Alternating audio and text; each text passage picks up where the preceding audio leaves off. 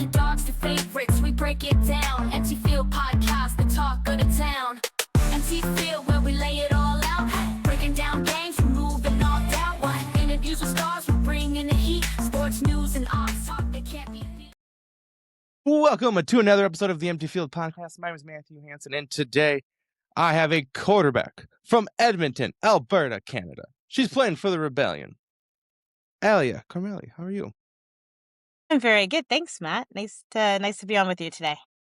Yeah, absolutely. Before we get started, tell us about yourself. So this is my third WNFC season. So I've played 1 year back in 2022 with the Denver Bandits and my second year now with the San Diego Rebellion. It's my 9th season playing American style football. I started actually in Australia, where I was for a good chunk of my adulthood, but I'm from Canada originally. So now I'm a dual citizen.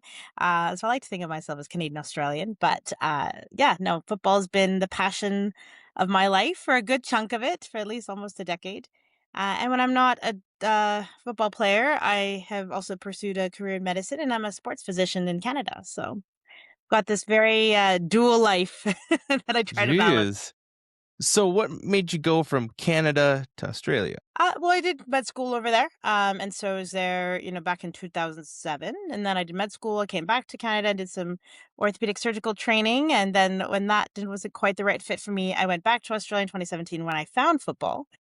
And yeah, it was where I kind of did the rest of my medical training. I specialized in family medicines, like a GP or primary care, but then I did a subspecialty in sports medicine. I think I worked with a few pro teams, like a couple national teams, and just realized that being an athlete myself, working as a doctor in sports was the perfect fit. Getting to be on the sideline and being right on the scene. So the more you do, the more opportunities come. And then that was the eventual goal, getting back to Canada and practicing there and having a sports practice. So getting to that final stage of my medical career has been kind of a good transition. But Australia was also where I found football and played, at the club level, the state level. And so even worked as the team doctor for the Australian national flag team in a couple of years ago. So it's kind of been nice to be on all sides of football on that point, and now kind of just pursuing my own football dreams. And that's when I came back to the WNFC last year to play for the San Diego Rebellion and just found home here. Like, they're such a great football family. They're such a professional organization. If you really truly want to feel like a professional athlete, this is the team and the organization that has that best set up. Awesome. So before we get into your football career, what got you into like family medicine, sports medicine? Well, I think, when you go through med school, you sort of find, sort of where your niche is. I had a background in kinesiology, like sports science. And again, being an athlete myself, I was really loving the anatomy and just the sport way of life. And then so going to family medicine was actually a pathway to sports medicine for me. Everyone kind of has their own calling. It's a very generalist type thing. But once I started working with athletes and being on the sideline as a team physician, I think it was a no-brainer. I was just so passionate about being at work. I loved it so much more. And in Canada or North America, most team doctors and more sports physicians are actually family doctors that do like a fellowship or a +1 year. So because I was in Australia, I had to kind of like make my own journey there. So I did my family medicine. I was part-time because I was like mostly playing football with some medicine, and did my residency there. Thankfully, the training in Australia is deemed equivalent in Canada. So it made it easy for me to come home once I was done everything and written all my fellowship exams. And then I did a diploma in sports medicine kind of while I was also in my training. So it kind of, once I finished everything through, I work at an amazing sports clinic facility in Edmonton called, shout out to Athletic Care 01. And they just have this great setup with X-ray, with the physios, with like sports psychologists. Like, they have a kind of a whole multidisciplinary clinic there. So if getting to squeeze in there as one of the sports doc has been the dream come true, really, for me. So Awesome. when you love something, when you look forward to going to that. Like, I actually miss my work. So while I've been down here, I've been trying to go back once a month to Canada and get a little clinic weekend just to have some continuity. But also, like, I love being down. I love my job. So it's kind of yeah. What's the biggest difference from Canada to US? There's so many differences. Well, your healthcare system is a little bit different, right? We have public healthcare, so no one has to pay to see a doctor. That's probably a big one. I think the social systems in general, right? Like, I think, yes, Canada has a lot of similarities, but it's even just how our government's run. Like, I don't want to make this too political, but I think it's just definitely there are large differences in how a day-to-day quality of life and thing would be there versus here. There's a lot, there's similarity. I think Canada has always has a lot of influence from the States. I think working as a doctor in Canada and working as a doctor in the US is very different, right? There's a lot more medical legal, it's all insurance based. So I think doctors it's almost like they're providing a service for money. Whereas when you work and you're getting paid by the government, there's maybe a little bit more, you're seeing patients and they're not paying you directly. So it changes the dynamic of a doctor-patient relationship. So the healthcare system is probably where I have the most experience with. The social situation, yeah, I'll leave that for another off-camera conversation. But like it's been Perfect. nice. Yeah, it's close enough to home where I can come home when I want to, and it's not too dissimilar culture, right? Like in terms of living in the States versus living in Canada, right? So Uh, my state borders Canada, and I've never been there. So you one will day I need want to to go to Canada. go. You I should need go. to. Edmonton for sure. I think so. We've got one of the biggest malls in the world, the Ooh. West Edmonton Mall. Look, Edmonton is more home. I never saw myself living there. I think because I went to high school in BC. I went to my undergrad. My was in Montreal, so I've kind of been all over in Canada. But I do like the slower pace now at this stage. It's weird. I never saw it being home for me. I was like, it's too cold. And then having lived in Australia, like going back to that was torture. But I've got a But we little have the nephew and Mall I've of got my America. nieces. You do have them. I have been there. They are not too dissimilar. Except for the West End has yeah, they're very similar. I think they might have the same owners. I'm not terribly sure, but they look very similar when you go. I have been to that one, I think. Stop. Before we continue this episode here, are you staying hydrated? No, no, no. Have you tried Hydrofy? Man, it's not just flavored water. It's clean hydration with electrolytes that actually work. No sugar crash, no junk ingredients. Pretty simple. Hydrofy keeps you sharp and fueled for the day. I use it because, man, it's simple, effective, and it just tastes real good. Hydrate smarter, hydrate better. That's Hydrofy.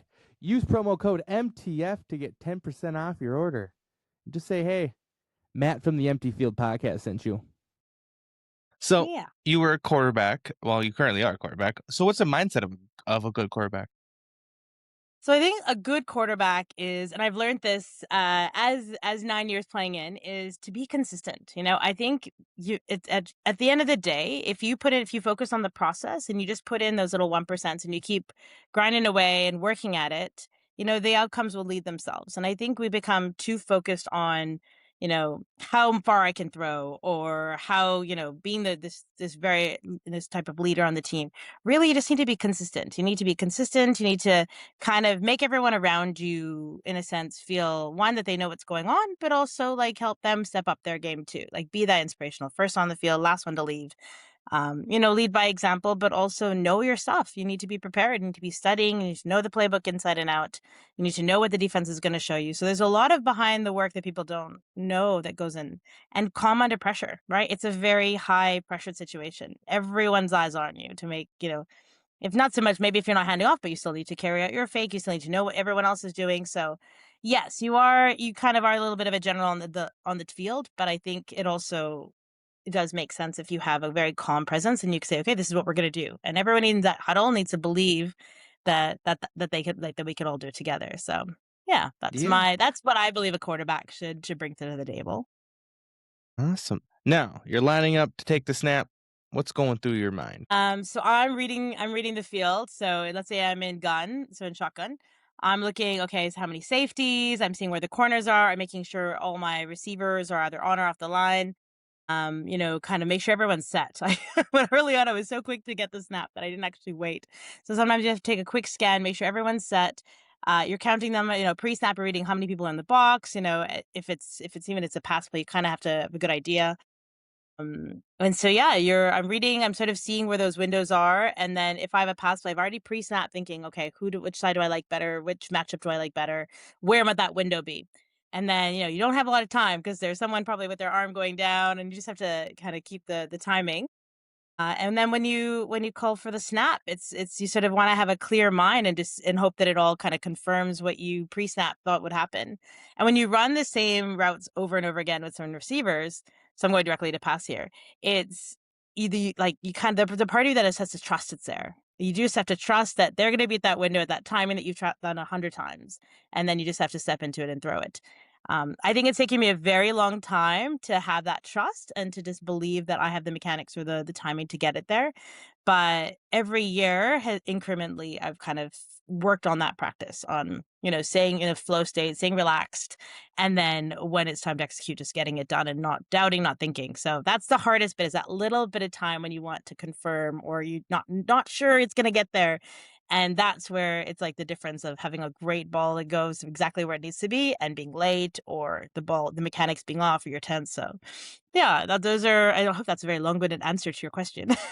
Nope, it's all good. Now, what's one thing you're very confident in as being a quarterback? Yes, great question. I solidly believe this, and I think many of my teammates can attest this. I'm a very strong running quarterback. I have worked extremely hard over the last few years to become a consistent passing quarterback, and I do rate myself as a passing quarterback too. But if you were to say what is your strength, your number one thing that you are remembered for, it is my run game. I think I'm exceptionally good at the read option.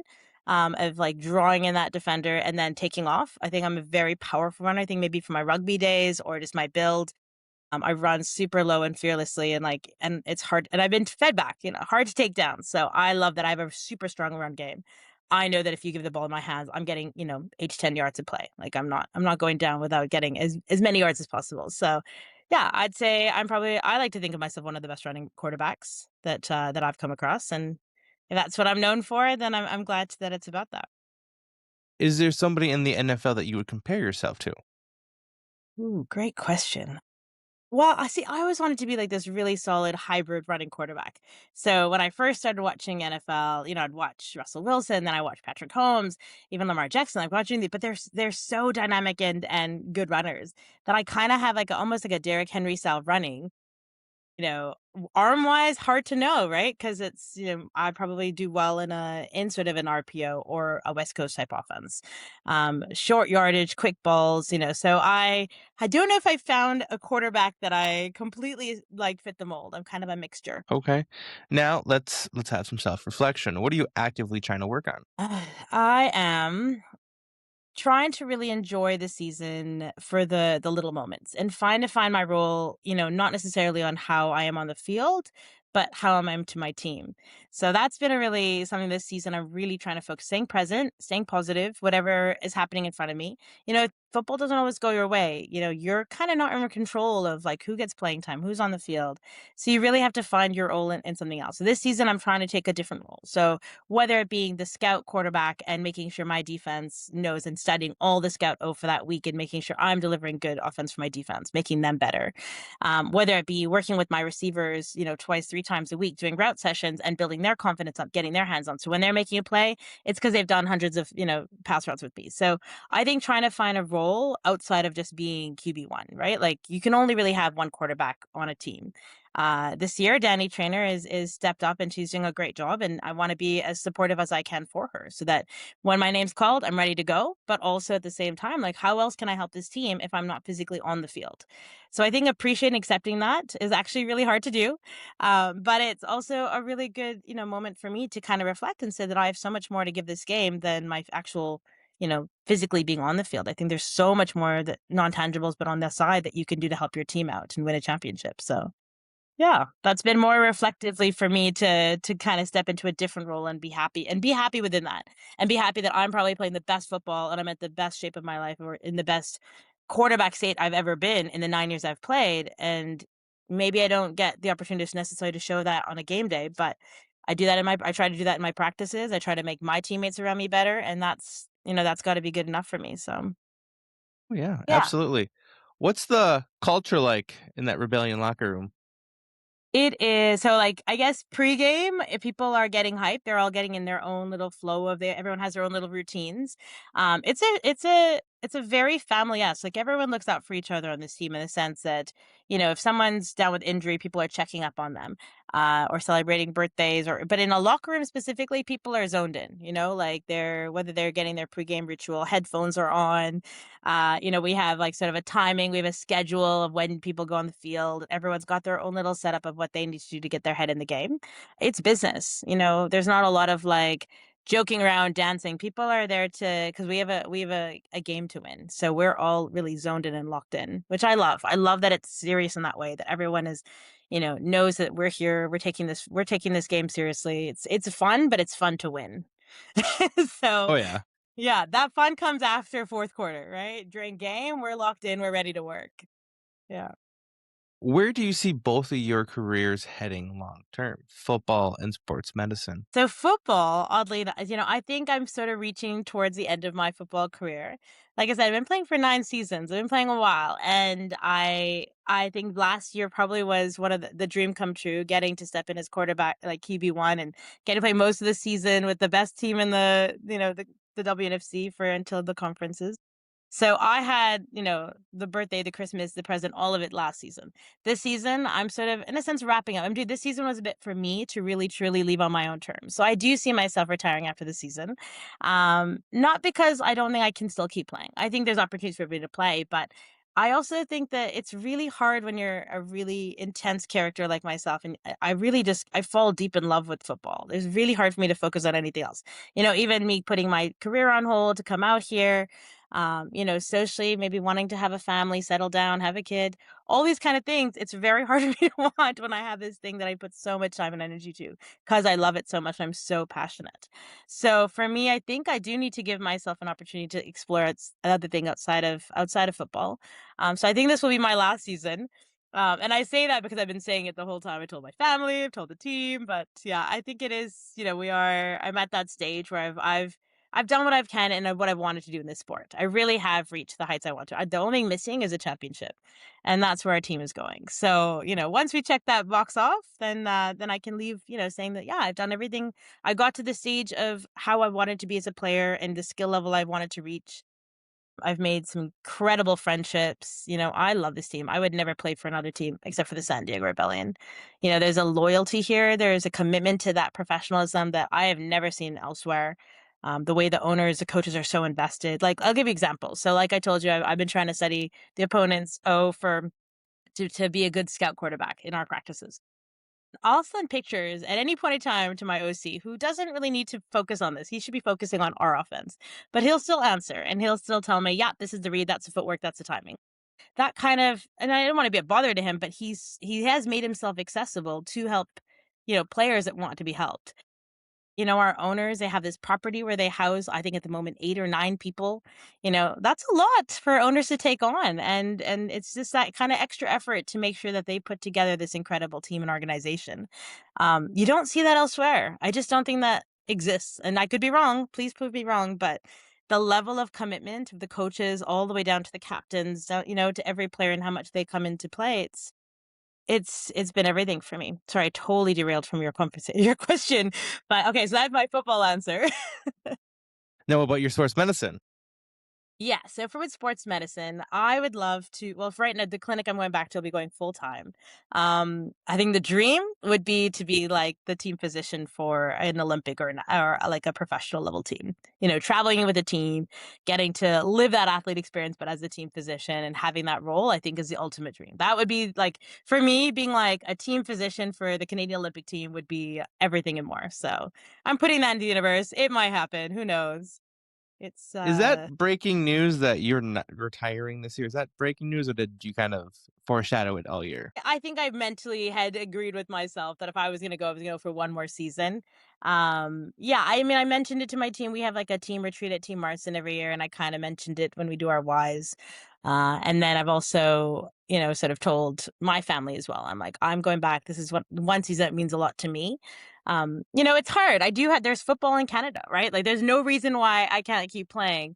It's just so hard when you've played at such a high level. Like, you've played at the best level there is to, maybe go down. I wouldn't say go down because I think the Canadian level is still reasonably good, but it's just, I don't know. I want to make space for other things in life. Now, will I, come next fall or next spring and there's a team in Edmonton that I could play for that I decide to train for it? Maybe, but I also want to see where I'm in life. I want to maybe have a kid, maybe meet someone, settle down, have a family, have more balance.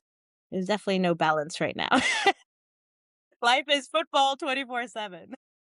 Oh, yeah. All right. Rapid fire. First thing that comes to your mind. Pass or scramble? Pass. Deep ball or a short game? Short game. Game-winning drive or a blowout win? Game-winning drive. So, early morning practice or a late night practice? Late night practice every time. Watch film or do a couple extra reps? Do a couple extra reps. If you could pick only one, you picking medicine or football? Terrible. That is the worst rapid fire. It's medicine, but ouch. That would be hard. Okay. One word that describes your playing style. Hard.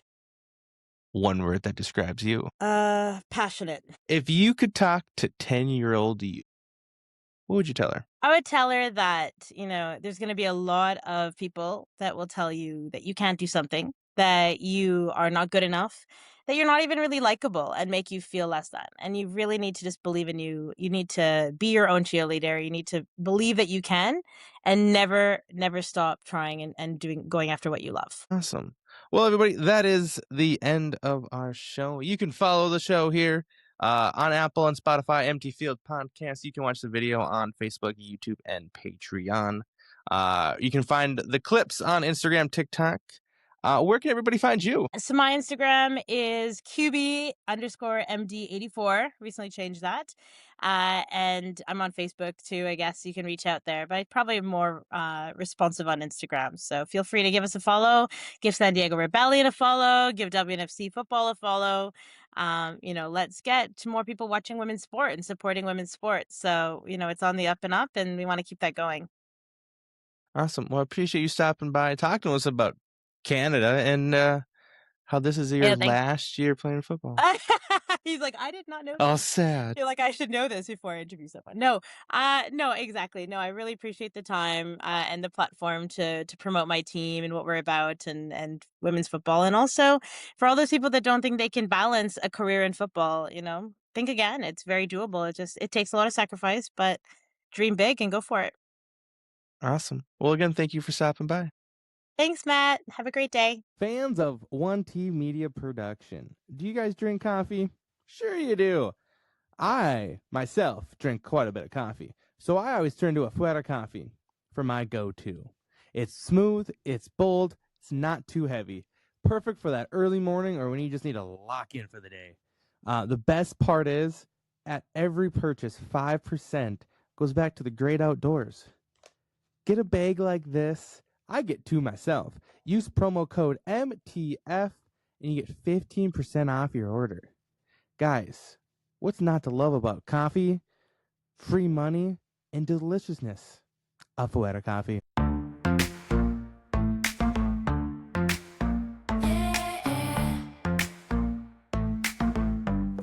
Yeah, and MT Field, where the action's real, sports news and odds, that's